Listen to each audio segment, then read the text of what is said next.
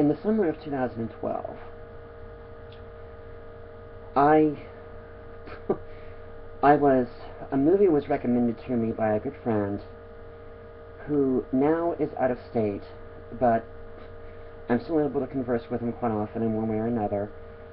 And we went and watched this movie in theaters, and to say the least, seeing this movie in theaters is one of the best ways you can watch it. And this is one of those really, really creepy movies. It's not even that graphic with the violence. If anything, it's the atmosphere, it's the music.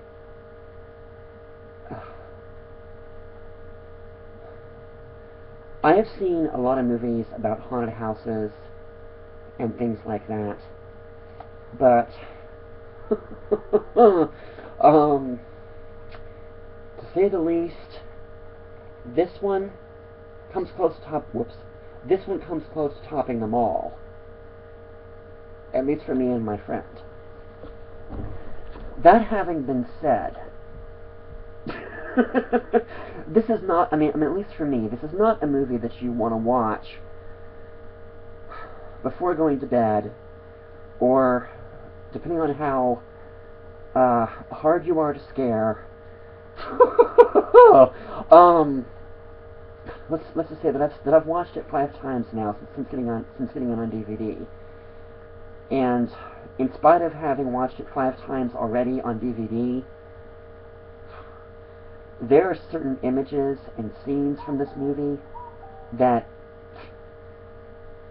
as hard as I tried, I could not get some of those images out of my head.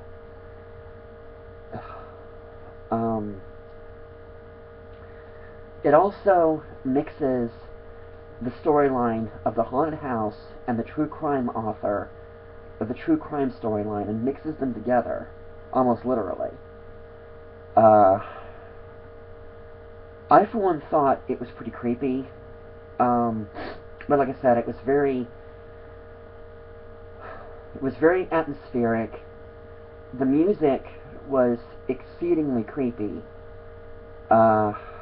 And Scott Derrickson, who also directed Exorcism of Emily Rose. Now, some would look at that as they're like, that wasn't that good of a movie, why are you putting that there? I mean, I'm like, well, to be honest with you, there's a lot of directors that I pay very close attention to, and even if they're not that well known, quite often I'll give them a shot anyway. I don't base it on whether or not I like the director, or I like all of their movies, per se, but, this is the second movie by Scott Derrickson that I've seen, and I can see him going on to doing, between Exorcism of Emily Rose and Sinister, the storylines are almost like apples and oranges, to say the least. And then, of course, there's the music by composer Christopher Young. And I have seen him, not seen him, but I've heard his musical scores, and his musical scores, at least in my opinion, are very well done, and they're very well scored. And I have seen several movies that have been scored by him, and I have not seen a movie where, if nothing else, his music has disappointed me yet. Ethan Hawke plays the true crime author who is trying to make a name for himself after his first and apparently only big hit of true crime. But when he moves his family to this house, that, to say the least, he gets a lot more than he bargained for. But, like I said, the trailer does not give that much away, but, it certainly gave me and my friend the creeps in theaters. I wouldn't say it's a jump out of your skin movie, but there's a few scenes that even if you see them coming, like I said, there's not that many. This is not a jump out of your skin movie, but there definitely are certain scenes that very easily may catch you by surprise, because they certainly did me. And it takes, and I also didn't expect it to quite, like I said, I saw the trailers. That was enough to intrigue me. Of course, seeing the caption on top from the makers of Paranormal Activity and Insidious. Paranormal Activity, that caption right there was not what interested me in this movie. To be honest with you, I saw the first two Paranormal Activities and I did not like either one of them. If for no other reason than the first one wasn't that scary to me, and the second one, well, there were a few jump out of your seat scares, but other than that, not so much. Insidious, on the other hand, well, that one, as well as the sequel, those two were both very, very good. I was very, very impressed with those. On that note, for those that haven't seen it, Ethan Hawke, as those who know him already, he plays the fictional true crime author, and as far as I know, let's just say, let's hope this movie is not based on fact, because if it was, they'd have a very, very hard time hiding it, and the supernatural undertones within this movie are enough to make certain skeptics into believers, to say the least.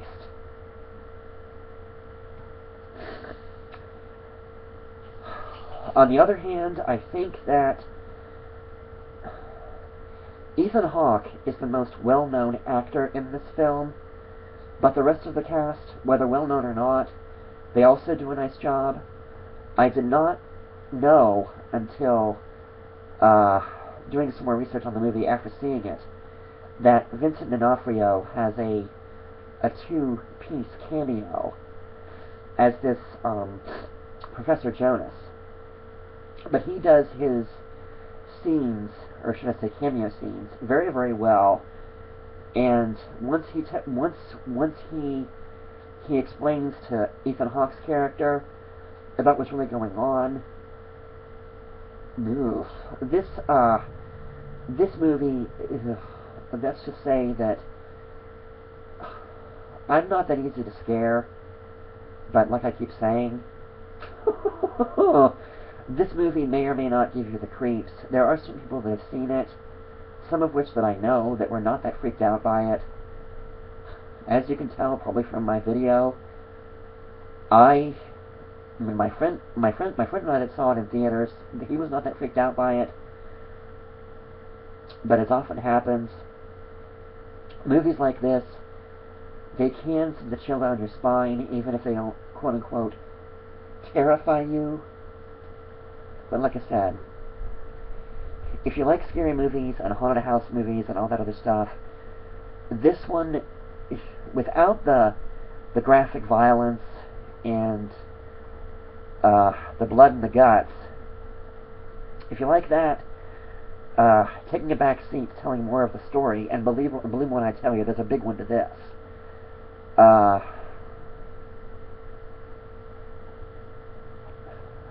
It's creepy.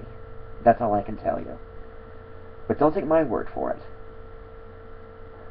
Check it out and decide that for yourself. Final note.